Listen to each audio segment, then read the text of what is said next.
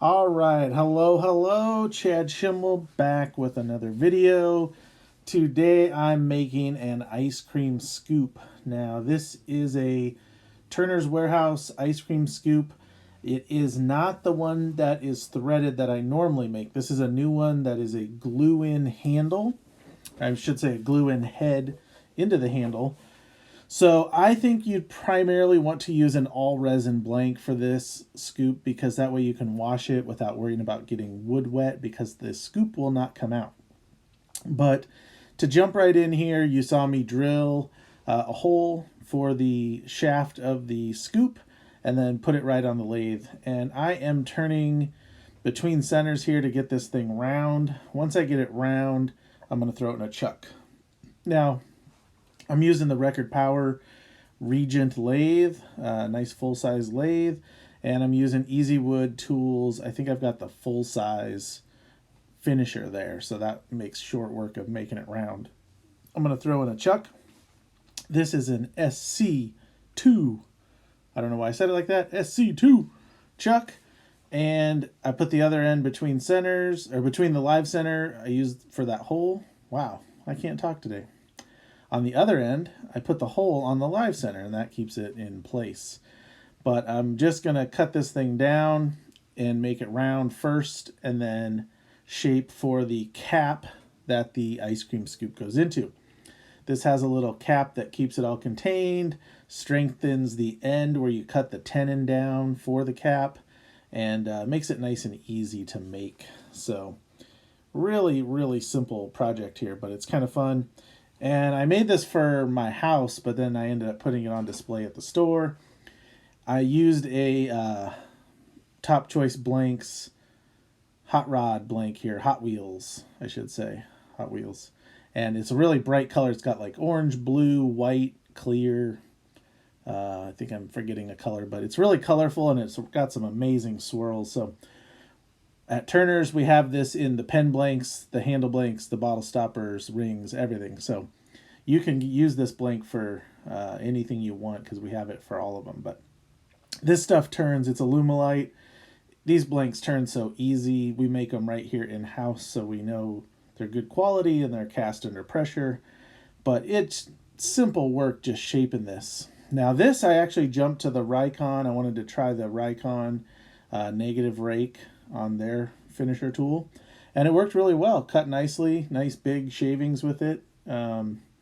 So either one, I love the Easy Wood tools. Those are my first choice always, but I had this one ready, so I wanted to test out the Rikon, and it worked really nice. So I would definitely use it again, and I will use it again because it's on my tool wall. But you can see here, I'm just shaping the handle. Handles are pretty simple because there's not a lot to them as far as fitting parts. So once you've got that done, you can kind of just play with the shape all you want. And I wanted this to kind of have a dip in the middle and then big on each end, so that way it, your hand fits it really well, just like any handle really. So here you can see up there where that cap goes, I'm just shaping the body, and I now have my Easy Wood radius rougher, and I'm kind of going through that shape. When I stop this, you'll get to see all the cool swirls. But right now I'm doing the cutting the tenon, and I like to use the detailer, the Easy Wood detailer, to cut a nice big section for the tenon.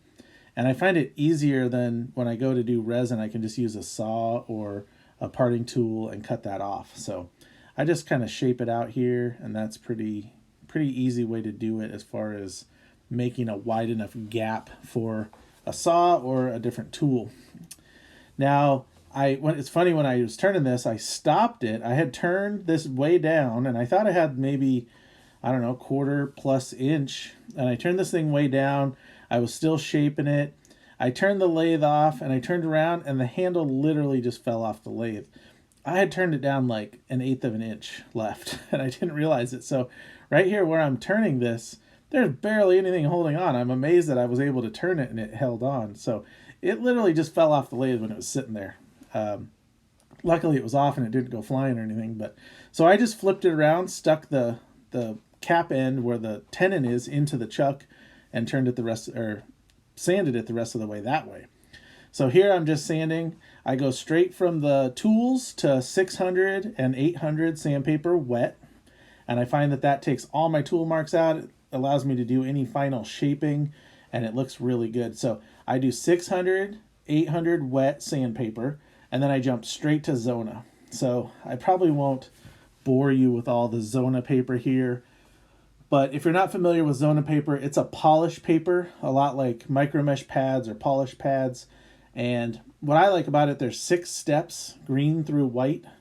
And it's basically like 1 micron to 30 micron, or I should say 30 micron to 1 micron. So it's really fine, like up to 15,000-ish grit maybe. And I do that all the way through. And then I use what's called ring bling. It's basically the 6th step from magic juice, that kind of a compound, to just give it the final shine. So I do it all the way through with Zona here, and it shines like glass. So you don't have to worry about that. And then I dry it off. I'm careful not to like use that paper towel to scratch it, but I put a little ring bling on it here, and this thing just looks phenomenal. That shine, it's not wet anymore. That's just the shine in the resin. So it comes out awesome. Once you're done here, you can take it out, and then it's on to assembly. So I did do a little bit of hand sanding right on the very end where I had my live center, and that was it. But look at that shine. That was a sound effect, in case you were wondering. So I've got this done. It's polished up good. I'm going to glue it together, or epoxy it together. I'm using 5-minute Mercury Epoxy, 2-part. Just mix it up here. And this is pretty, I mean, you're going to see here, this is really simple. Mix up the epoxy, put some in the hole, put some around the tenon that you turned for the cap, and just put it all together. I used a clamp to hold it together, and I probably left it in there, I don't know, an hour or two. But, I mean, I only really needed to leave it in there 20 minutes to make sure that epoxy was good and hard. But I didn't need the scoop right away, so I just put it all together and left it in there. Now, when you're doing epoxy, you'll see me wiping on here. Make sure if you get any epoxy on anything, you wipe it off while it's still wet. It is a lot easier to clean in most cases when it's still here, or when it's still wet before it dries. Now, if it's on the metal, a lot of times when it dries, you can kind of just pop it off. But sometimes it's a little difficult, or it'll discolor your finish. This is stainless steel, so it shouldn't. But if you can get it off, just take a minute and look and get it off. But here it is. It's done, and it is ready for ice cream. Unfortunately, it didn't make it home with me. It's now at Turner's Warehouse on display, but I'm going to make another one for the house. So thanks for watching.